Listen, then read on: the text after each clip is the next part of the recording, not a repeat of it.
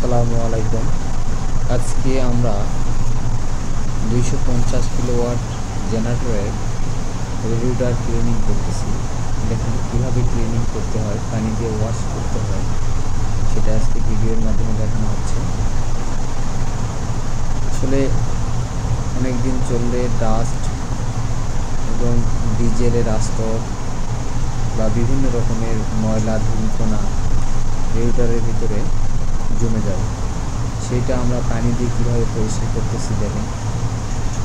আর এইসব কারণে কী কী সমস্যার ফেস করতে হয় সেটাও জানাবো। আগে দেখেন কীভাবে পরিষ্কার করতেছি। আমরা দেখেন পানির পাইপ দিয়ে পানি মারতেছি এবং ময়লাগুলো সুন্দর করে উঠাই দিচ্ছি। এবং পানি মারার সময় অনেক সাবধানতার সঙ্গেই কাজ করতে হবে, কারণ পানির স্পিডটা যদি বেশি হয় রেগুলেটর রিডিং নষ্ট হয়ে যাবে।